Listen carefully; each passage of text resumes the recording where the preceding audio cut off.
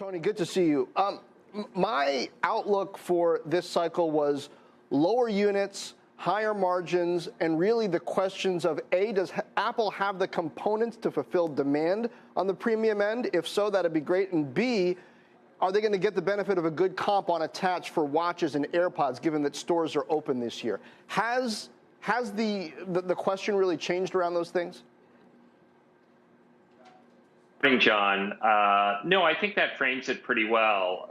More broadly, I think the question is, will a consumer that is increasingly pressured by high interest rates and perhaps some difficult comparisons from a year and 2 years ago when they were home and spending on consumer electronics, will Apple be able to continue to engage and command dollars from this consumer? That's the real question, and it extends not just to iPhone, but also more broadly to Macs and iPads, which have had, a really good years during the pandemic and over the last year, and as well the watch, which is arguably the most discretionary item that Apple sells. But it all goes back to, how healthy is the consumer, and ultimately is Apple's product positioning, targeting a somewhat more affluent consumer, able to continue to persist healthily going forward.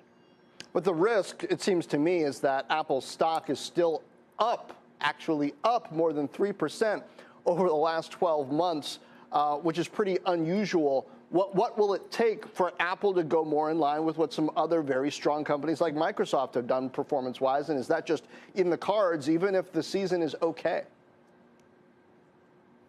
I think Apple, has commanded a view in investors' minds that it's a durable consumer franchise and that earnings will not be impacted as much as other companies. So if we do see incremental weakness in iPhones or more broadly across its consumer offerings, I do think we'll see a pullback in the stock, because right now investors have given Apple the benefit of the doubt and said, look, results have continued to be very strong. This is a great franchise. Consumers like their products.